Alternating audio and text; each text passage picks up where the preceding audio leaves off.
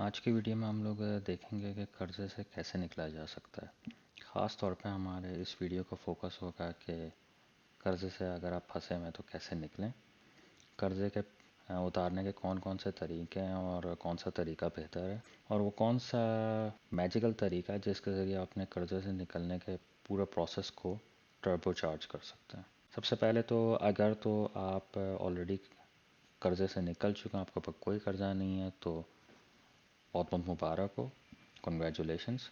मगर शायद आप किसी को जानते हैं जो कर्ज़ में फंसा हुआ है और आप उसकी मदद करना चाहते हैं, तो आप उसके साथ ये वीडियो ज़रूर शेयर करें।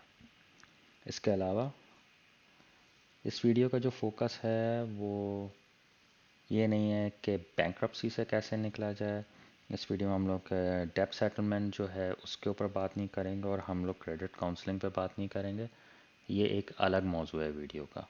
इस वीडियो की अजम्पशन ये है कि आपके ऊपर कुछ कर्ज़ा चढ़ा हुआ है, आपकी फ़िक्स इनकम है, मतलब आप कहीं काम कर रहे हैं और आपकी माहाना तनख्वाह आ रही है, और इसके अलावा आप मुसलसल मिनिमम मंथली पेमेंट जो हैं वो ऑन टाइम कर रहे हैं।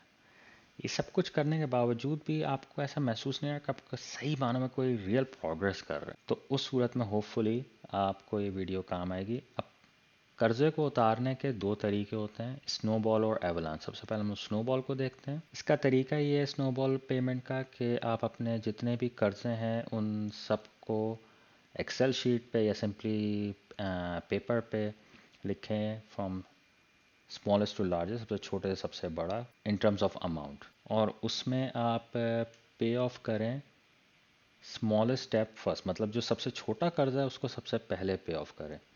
और स्नोबॉल में जो ख़ास चीज़ नोट करने की वो ये कि आप इंटरेस्ट रेट को इग्नोर करते हैं इस पेमेंट प्रोसेस में। अगेन अजम्पशन ये है कि आप पेमेंट जो कर रहे हैं उसमें हर कर्ज़े की जो मिनिमम पेमेंट है, मिनिमम मंथली पेमेंट, वो आप कर रहे हैं, लेकिन महीने के शुरू में आपके पास कुछ एक्स्ट्रा अमाउंट है जो आपको डिसाइड करने के किस कर्ज़े की तरफ लगानी, ताकि उससे सबसे पहले जान छुड़ाई जाए। तो होपफुली वो अभी मैं आपको एग्जांपल शो करने वाला हूँ, उसमें आपको समझ में आएगी। सो लेट्स से एक हज़रत है मैक्स मुस्तमान, और उनके ऊपर तीन किस्म के कर्ज़े चढ़े हैं। पहला है क्रेडिट कार्ड, जिसके ऊपर उनका अमाउंट है कर्ज़े का 3,000 यूरो जो उन्हें पे ऑफ करना है, और इसका जो इंटरेस्ट रेट है वो 19% है। दूसरा जो है वो उनके ऊपर गाड़ी का कर्ज़ा चढ़ा हुआ है 2,000 यूरो, और इसका जो इंटरेस्ट रेट है वो 4.7% है। तीसरा जो है वो स्टूडेंट लोन है। स्टूडेंट लोन जो है वो यहाँ पे place holder, it can be anything. उन्होंने कोई चीज़ ख़रीदी हुई हो, महंगी सी लैपटॉप वगैरह ख़रीदो या कोई और मोबाइल फ़ोन ख़रीदो, उसका आप अज्यूम कर सकते हैं। Again it's a place holder. उसकी जो अमाउंट है वो है 1,500 यूरो, और उसका जो इंटरेस्ट रेट है वो 6% है। सो स्नोबॉल मेथड में क्योंकि आप सबसे कम अमाउंट को सबसे पहले पे ऑफ कर रहे हैं, तो इस एग्जाम्पल में आप स्टूडेंट लोन को सबसे पहले पे ऑफ करेंगे, मतलब जो एक्स्ट्रा अमाउंट है जो आपने डिसाइड करें किस कर्जे की तरफ डालनी है, उसमें आप स्टूडेंट लोन की तरफ डालेंगे, in addition to the minimum monthly payment. जब ये पे ऑफ हो जाएगा तो फिर यही प्रोसेस आप ऑटो लोन के साथ रिपीट करेंगे, और इवेंचुअली यही प्रोसेस आप क्रेडिट कार्ड के साथ रिपीट करेंगे। तो इस तरीके से इवेंचुअली आप स्नोबॉल मेथड के ज़रिए डेब्ट को, मतलब कर्ज़े को पे ऑफ कर सकते हैं। अब स्नोबॉल का ऑपोजिट होता है एवलांच मेथड। अब एवलांच मेथड का प्रोसेस क्या है? अगेन वही प्रोसेस है कि आप सबसे पहले तो अपने सारे कर्ज़े जो हैं वो स्मॉलेस्ट टू लार्जेस्ट लिखें इन टर्म्स ऑफ अमाउंट। मगर जो चीज़ यहाँ पे नोट करने की है वो जब पेमेंट आप करेंगे वो लार्जेस्ट इंटरेस्ट रेट को सबसे पहले आपने अटैक करना है, कि उस कर्जे से सबसे पहले जान छुड़ानी है। और इसमें आपका फोकस जो है वो इंटरेस्ट रेट के ऊपर होता है, in as oppose to snowball method जिसमें आपका फोकस जो है वो मिनिमम अमाउंट के ऊपर होता है। एवलांच में आपका जो फोकस है वो इंटरेस्ट रेट पे होगा। So again with the same scenario, max मुस्तमान है, उसका उसी प्रीवियस स्लाइड के एग्जांपल की तरह कि उसका क्रेडिट कार्ड है 3,000 यूरो का 19% इंटरेस्ट के साथ, ऑटो लोन है 2,000 यूरो का 4.7% इंटरेस्ट के साथ, और स्टूडेंट लोन है 1,500 यूरोस का 6% के साथ। सो क्योंकि हमारा फोकस अब इंटरेस्ट रेट है, तो सबसे पहले जो हमें एक्स्ट्रा अमाउंट लगानी है मैक्स को, इस एग्जांपल में जो एक्स्ट्रा अमाउंट लगानी है वो लगानी है क्रेडिट कार्ड के ऊपर। जब उसका ये पे ऑफ हो जाएगा क्रेडिट कार्ड लोन, तो उसके बाद उसको स्टूडेंट लोन के ऊपर फोकस करना है, उसको पे ऑफ करना है, और इवेंचुअली फिर ऑटो लोन के ऊपर फोकस करना है। अब इन दोनों मेथड में से कौन सा बेहतर है? सो मैथमेटिकली स्पीकिंग और इन टर्म्स ऑफ यूरो के हिसाब से एवलांच मेथड बहुत बेहतर है, क्योंकि इन द लॉन्ग रन आप कम इंटरेस्ट पे करेंगे स्नोबॉल मेथड के मुकाबले में। और ना सिर्फ ये, बल्कि आप अपना कर्जा भी in terms of number of years या नंबर ऑफ मंथ्स जल्दी उतार देंगे स्नोबॉल मेथड के मुकाबले में। मगर स्नोबॉल मेथड जो है उसका साइकोलॉजिकल इफेक्ट जो है वो बहुत पावरफुल है, क्योंकि इंसान को यकीन आता है कि हाँ यार मैं ये काम कर सकता हूँ, मैं आहिस्ता आहिस्ता करके एक एक करके सारे कर्जे उतार सकता हूँ।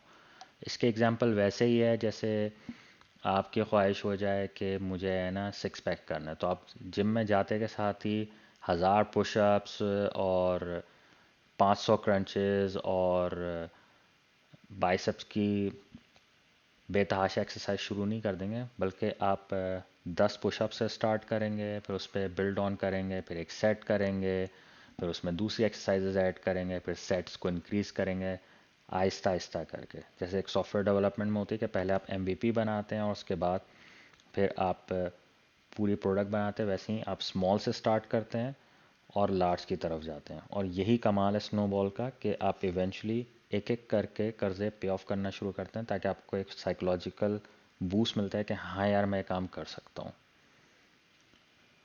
अब पेमेंट से मतलब कर्ज़ों से जान छुड़ाने के लिए अगर आप मैनुअल पेमेंट्स करेंगे तो उसमें आपके खुद सबकॉन्शियस हर्डल्स आएंगे। वो क्या हैं? पहला तो ये है कि हो सकता है कि जिस लेट्स से महीने के शुरू में आपने 3 तारीख ली हुई है जिसमें आपने एक्स्ट्रा पेमेंट करनी है, उसमें ये हो सकता है कि आप है ना उस हफ्ते में बीमार हो जाएं। अगर आप बीमार हो जाएंगे तो ऑब्वियसली आप अनमोटिवेटेड होंगे कि मैं अभी नहीं जा सकता हूँ या मैं पे नहीं कर सकता हूँ। और ज़रूरी नहीं कि बंदा बीमार हो तभी अनमोटिवेटेड हो। बाज़ औक़ात होता है कि ऑफिस में उस हफ्ते बहुत ही डेडलाइन आई हुई है, बहुत ज़्यादा काम है, तो उसकी वजह से भी बंदा एग्जॉस्ट होता है दिन के आखिर में, और वो इन तरफ चीज़ों के बारे में सोचता ही नहीं है। बाज़ औक़ात ये भी होता है कि बंदा मोटिवेटेड भी होता है, सेहतमंद भी होता है, लेकिन अगेन ऑफिस के काम की वजह से आपको टाइम नहीं मिल रहा है या आपके फैमिली कमिटमेंट्स हैं जिसकी वजह से आपको टाइम नहीं मिल रहा है। तो उस सूरत में आपका जो टारगेट है कर्जे से उतरने का वो हर्ट हो सकता है। इसीलिए इस पूरे प्रोसेस को आपको ऑटोमेट करना चाहिए, और ऑटोमेशन के ज़रिए आपका जो पेमेंट प्रोसेस है वो टर्बो चार्ज हो जाएगा। अब इसका प्रोसेस जो है वो इस तरीके से है कि आप अपना जो अकाउंट है उसमें एक एडिशनल चेकिंग अकाउंट सब अकाउंट खुलवा लें बैंक के ज़रिए, या आप एक नया अकाउंट खुलवा लें दूसरे बैंक में, या उसी ब्रांच में एक और अकाउंट खुलवा लें। और ख़ास चीज़ ये है कि आप उसको एक ख़ास पर्पसफुल नाम दें।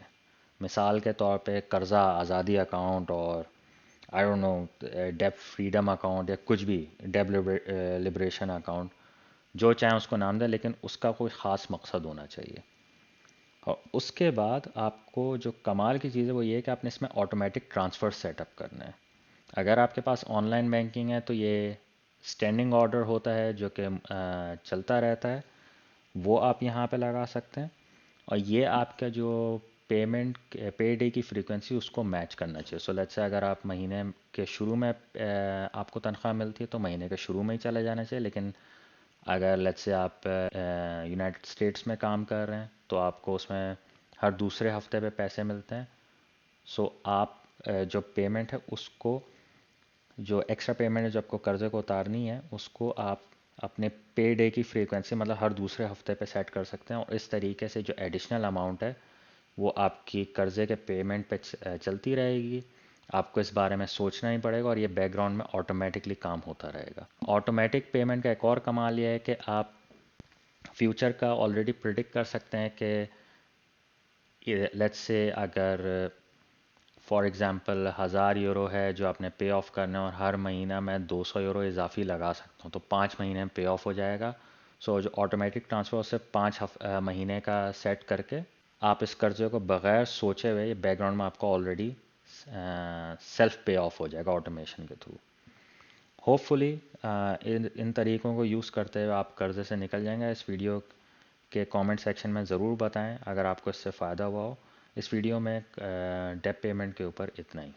मेरे चैनल की तरफ से एक ऑफ़र ये भी है कि मैं पेयर रिव्यूज़ करता हूँ। पेयर रिव्यूज़ का मतलब ये है कि अगर आपकी जो पैसिव इनकम है वो सही जगह लग रही है कि वो आपके जो एसेट्स हैं वो आपके रिटायरमेंट गोल के हिसाब से सही हैं कि नहीं, तो उसके लिए मैं आपकी जो बैंक स्टेटमेंट्स हैं उसको रिव्यू कर सकता हूँ और इस तनाजुर में आपको हिंट्स दे सकता हूँ। या इसके अलावा अगर आपकी जो एक्टिव इनकम है उसको बढ़ाने के लिए मैं आपकी सीवी और कवर लेटर को रिव्यू कर सकता हूँ और इस तनाजुर में आपको हिंट्स दे सकता हूँ। और इस पूरा प्रोसेस में आप जो भी आइडेंटिफाइबल इन्फॉर्मेशन होगी उसको मैं हाइड कर दूंगा ताकि कोई भी आपको यहाँ पे पहचान ना सके। इसके लिए आप मुझे कांटेक्ट कर सकते हैं फाइनेंशियल इंडिपेंडेंस समझो 1@gmail.com पे। प्लीज़ नोट कि ये फाइनेंशियल एडवाइस नहीं है।